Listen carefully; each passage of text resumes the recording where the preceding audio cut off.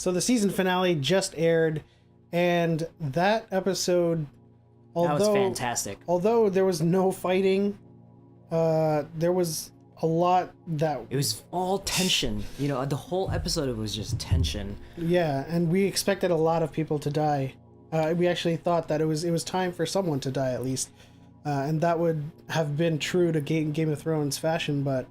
A little disappointing on that end, huh? Yeah, I mean, it would be disappointing if you wanted them to die, but I think the right people died this episode. All in all, this whole season has been fantastic. Like, absolutely. They didn't cut corners on any of the budget.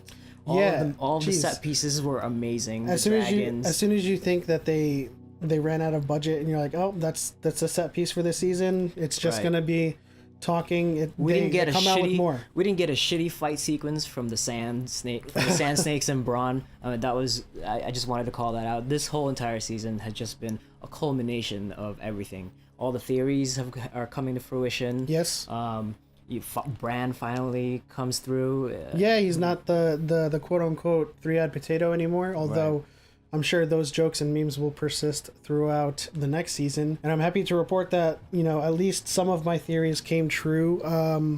One in particular we'll talk about later on in this episode. My hopes of seeing the direwolves, obviously, in this season didn't come true, but you know, since winter is actually here now, I'm hoping that is something that they'll show us in season 8. Yeah, it could be. I mean, as we saw in the episode, the winter was approaching King's Landing pretty fast, and that means the direwolves' territories are expanding. Yeah, I mean, this episode really kind of opens a lot of things up. Yeah, exactly. Basically. Yeah, and we get to the meeting of all the powers that be. Yes.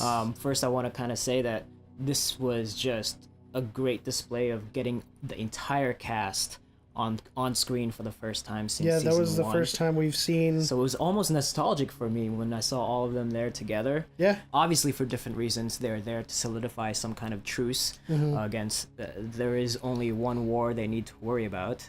I liked John's quote, "This isn't about who lives or who dies, this is just about living." Right, that was really cool. And yeah, it just signifies how serious of a threat that this enemy poses to the entire realm. It was actually cool that we saw all of these people, like from season 1 to this season, we've seen them all in their respective branches, all of their plot lines kind of in separate places, and they're finally in the same place at the same time, and they're talking about the enemy that approaches from the north. And it was kind of cool. Dany showed up on the back of Drogon. She was kind of late, right? Yeah, just kind of keeping everybody waiting for a few suspense. minutes, right? I guess they were getting a little irritated, but she finally shows up on the back of Drogon and again showing her power. And then they finally showed the White Walker that they, you know, almost died.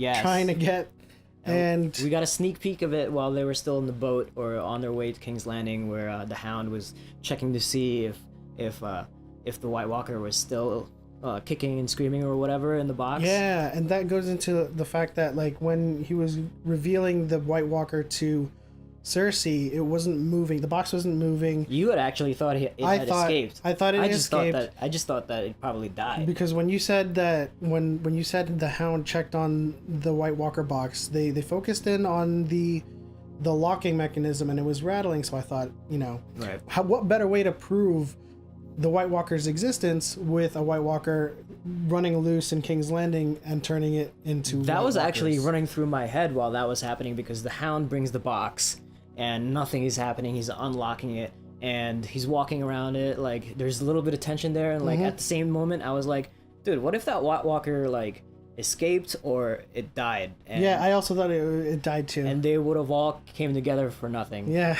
But eventually he kicks the box and it was like a Freddy Krueger moment that happens. Yes. Or it just kind of comes out and everybody literally shit their pants. You see Euron's face, Jaime's face, Cersei. That was a little telling for me, because it was like a moment where she finally realized or has witnessed what everybody has been talking about. Like, before everything... All the fairy tales were true? Yeah, exactly. I'm sure she was there in denial of everything, but when she actually witnessed the White Walker come through, everything changed. Yeah, she was just waiting there. She was waiting for her moment to be like, you guys and your lies. Yeah, it's kind I'm of gonna like kill you all now. yeah. I thought everybody there was really awesome. Euron was. I love his character because he's such a dick about everything. And after they see the White Walker, he just decides, I'm gonna go back to the Iron Islands and just wait this whole thing out. But that was actually, a ploy from the Queen, where he's supposed to pick up the Golden Company of Essos and bring them back to Westeros. Yeah, and that really brings me back to to what I've been saying about Cersei. She's always scheming. I just feel like she's a mad genius, because this whole meeting culminated to Tyrion having to go see her by himself, face to face with Cersei, and I really, really respect Lena Headey and Peter Dinklage here. The exchange that they had while they were kind of talking, I think bringing back old wounds and old scars about their past. Yeah, their performance was impeccable in this episode. Mm-hmm. And Tyrion finds out that Cersei is pregnant. And then she kind of let it out, and she kind of grabbed her belly right in front of him. Suddenly, she's part of the truce, and she wants to, or she's more than part of the truce. She wants to fight alongside Jon and Dany against the White Walkers. And this is where I thought it was just way too easy, because I was actually fooled at that moment. She came back and she said something along the lines of... I think I remembered your reaction to that moment. You're like, oh, wow, she's doing it. I'm like, but And my head was like, okay, so next season, everybody's just going to get together. Everybody is on the same side. Mm-hmm. But hell no, that's not happening. Yeah, I thought it was super, super easy. I mean, for starters, the last thing we heard from Tyrion was, you're pregnant. And then she comes out and she's willing to fight for everyone. I just didn't think that she was, she was on board with everything. Yeah, it sounded all honorable when she said something along the lines of, remember who came to help you. Oh yeah, right. She was trying to, I guess, maintain a moral high ground. So something big really happened after that. Well, we had a lot of theories around what was happening with the game between Sansa, Arya, and Littlefinger. And I had maintained, or I had a little fantastical theory that Littlefinger was a faceless man, but I was actually starting to believe that. Right. And they were talking about that too. Sansa and Littlefinger were talking about the faceless men. I only know them by reputation, but I don't take to godly people. And so at the same time, I still maintain that Arya was playing a much bigger game, but I like your theory though. You had a theory though that Littlefinger was indeed a faceless. Mm-hmm. And in that moment, I actually thought your theory was right, because he seemed way too familiar, and he didn't seem too surprised about Arya becoming a faceless. And so at that moment I was like, holy shit, you're right, he is a faceless. But things were playing out a little bit too easy for him, where I started to think about the bigger picture and what Arya was trying to plan, because in the previous episode Arya had approached Sansa and revealed herself completely about being faceless and about being an assassin and wearing Sansa's face. So when they had that discussion with Littlefinger, I thought, well, why is Sansa agreeing with everything Littlefinger says? She knows that Arya doesn't need to kill Sansa. Yeah. Or she doesn't need to at least plant the seeds for her to be the lady of the Winterfell. She just has to wear her face. I maintain that Arya was playing this bigger game that Littlefinger couldn't keep up with. Outsmarting Littlefinger at his own game. Exactly. Yeah. And so maintaining this ruse, Sansa summons Arya to the court, and she drops this bombshell where she's like, you are charged with murder. That was amazing, because I thought, I've never been on Sansa's camp this entire season, and I've spoken about it many, many times. I am not a fan of her, and at that moment I really, really thought that she was going to betray her family. I really thought that she was going to essentially kill off Arya. Yeah, and it was kind of like a badass moment for her, actually. It was amazing. She was sitting in that chair, and she was like, you're charged with murder and treason. Mm-hmm. How do you plead? And then she turned her face and was like, Lord Baelish. And I was like, oh snap. That was so awesome. Because his face was just like, What?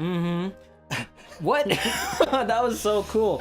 Like his true colors came out at that moment. He started to and he was truly afraid for his life. Yeah, he was crying, he was tearing, he went on his knees and he was begging for his life. I've loved you, Sansa. I loved your mother, but you betrayed them. It's like, I love you, but you sold me to the Boltons. Yeah. And it was like, there's just a whole line how of betrayal. much do you love me and hurt this family so much? The big moment happens.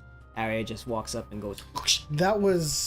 That caught me by surprise. I knew how lethal she was, and I knew how calculated and precise of a killer she had become after her training. That was cold-blooded. Yeah, she, like, you know, it was one of those moments where you kind of just walk up and in a brief second you just take care of business. Yeah. And then go about your daily routine. And right. She literally came to her like it was like Wednesday.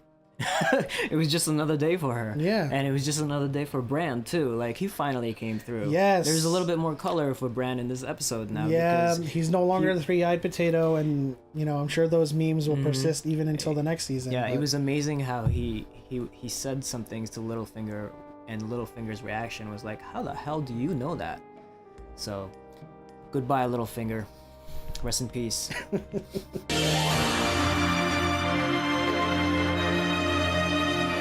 So after that, we go back to King's Landing with Queen Cersei and Jaime. And as we mentioned earlier in the episode, Euron's sort of graceful exit was part of Queen Cersei's plan to pick up the Gold Company and come back. Right. But something interesting happens. Like Jaime literally like stood his ground. Like he was like, we can't beat them, and we certainly cannot afford to betray them. And Cersei, you know, she had her little. He made a promise or something. Yeah, he made an pledged. oath, a pledge, and at that moment, you see the mountain come into frame. And I thought he was gonna die. Because we've been waiting for a really big character to die. Yes. In this season, I mean, we got it with Lord Baelish, right? Right. So, but you know, he's not somebody that I'm so invested in that I'm like really shocked I'm invested. to see him die. I'm invested in his death. Yes. Yes. But I am invested in Jaime's redemption arc. Yes. And my heart was beating at that moment. And I thought, like, and she gave the nod, and he the mountain unsheathes his sword. And I was like, oh shit, Jaime's gonna die. Throughout this season, it's no secret that I've wanted Jaime to die. Yes. And to get captured. But the way he was treating this truce and standing up to Cersei, I kind of wanted him to persevere and kill. He was getting a little bit honorable there, you know. Yeah. He was seeing the light in Jaime.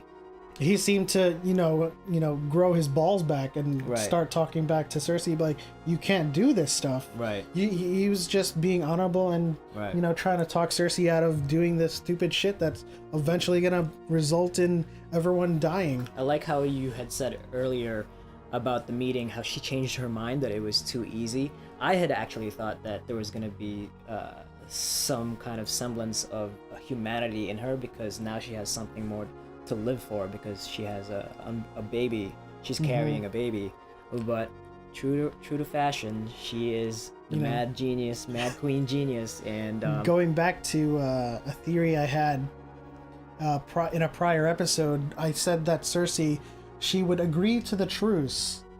No, I said it was too easy. And earlier in the previous episodes, I said that she would agree to the truce, and that would be a ruse in and of itself, where she would kind of make moves to kind of create openings for her to come from behind and betray them. It doesn't really surprise me, but I just thought there was like a slither of hope humanity. There, of humanity there.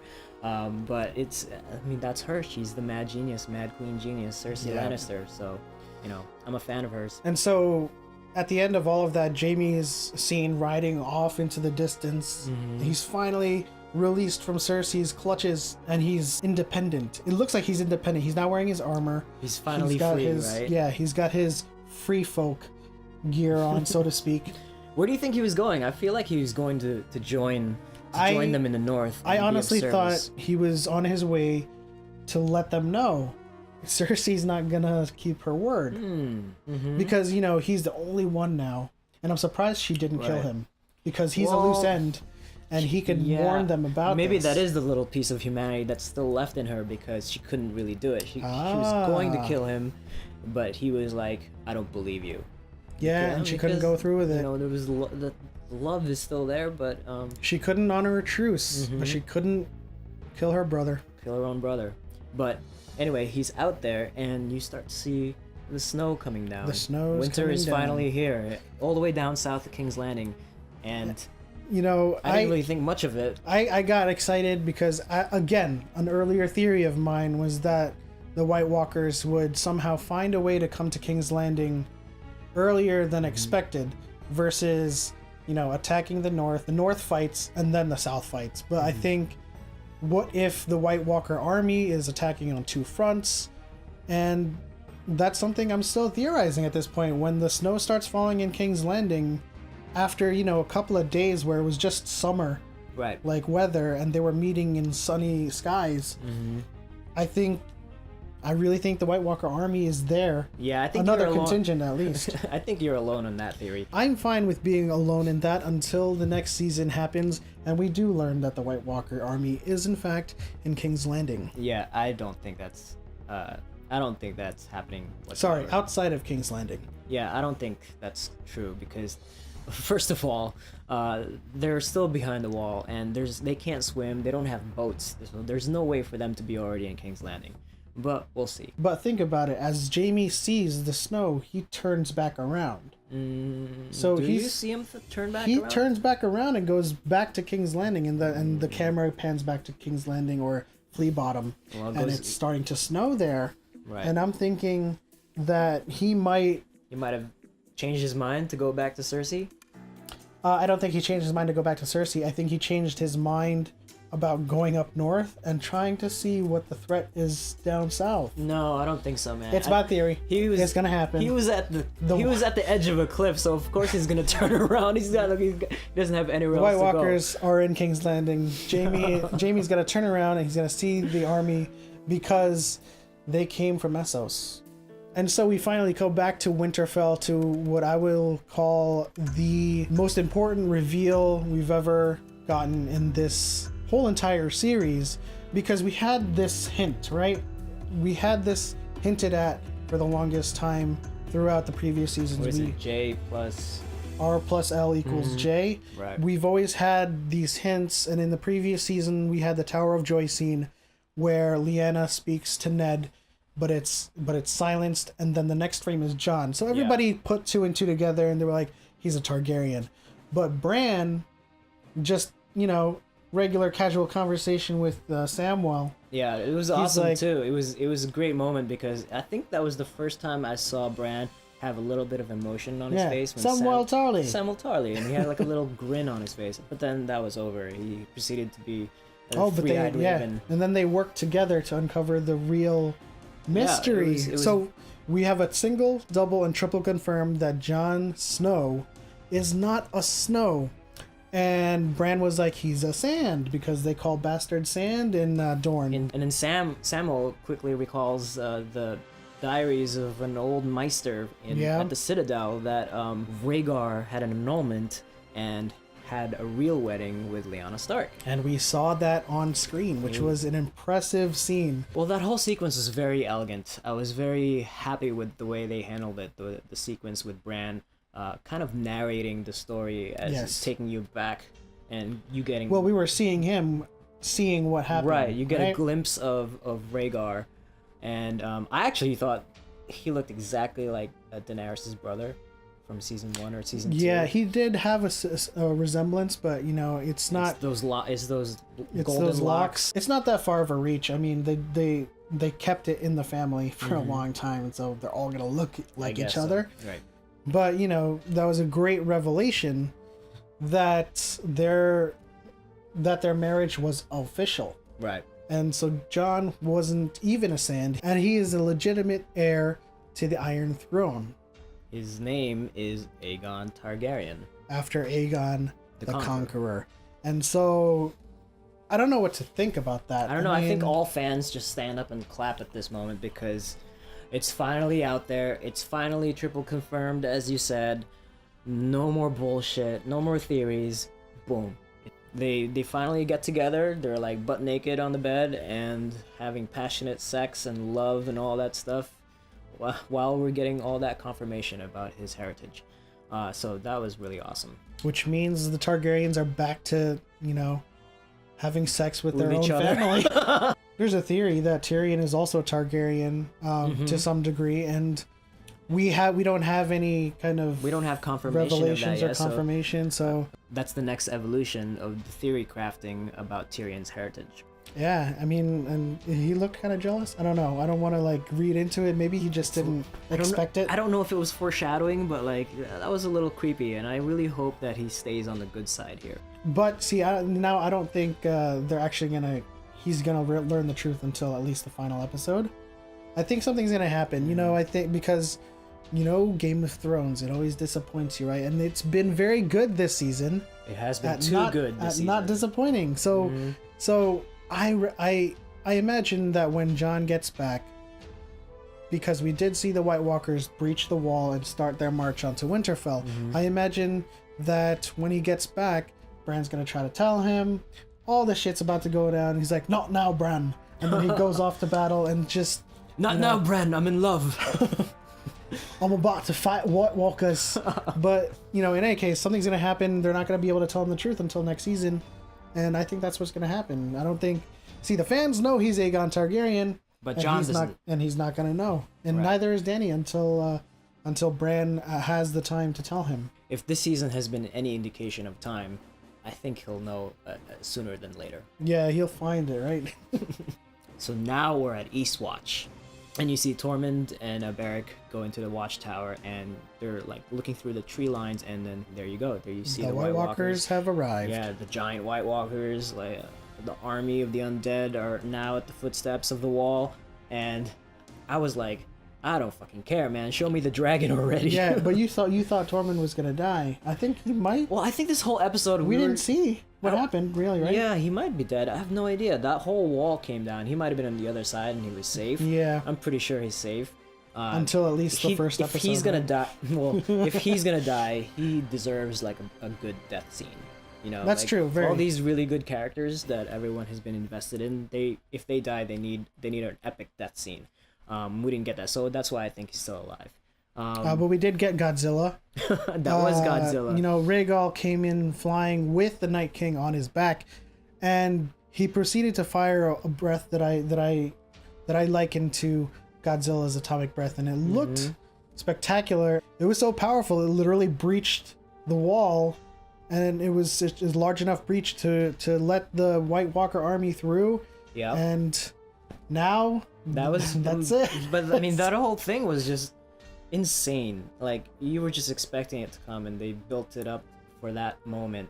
And then as soon as you see it, the Night King is riding him, and it was this Godzilla fire breathing dragon, and the wall, like, and the graphic effects at that sequence was really impressive. Like, this whole season have just been like, they've been pulling budget. out extra wads of cash from out of nowhere that we thought that they ran out you know, earlier on, but I guess not. Must be the most expensive season to date. This was an hour and 30 plus minutes. It was like a whole movie we just saw. And I think the next season is going to prove even more of a challenge for them. Dragons, the Starks, the Vale, because now the Vale is free of Littlefinger. I wonder what the Lannisters are going to do. I wonder what Jaime is going to do. But this is going to be epic. The next season has a lot in store for us, which includes the Great War and the war for Westeros and the war with the Golden Company. There's a lot of wars happening in the next season, and it's gonna be awesome. They really came through this season, and I couldn't be more happy with how it all turned out. Every episode was epic for me. There wasn't a dull moment, and I cannot wait for season 8. Even the so-called dull moments, like the speaking parts and all of the dialogue-heavy scenes, they were all very interesting. They were all very exciting, and they all had great reveals behind them.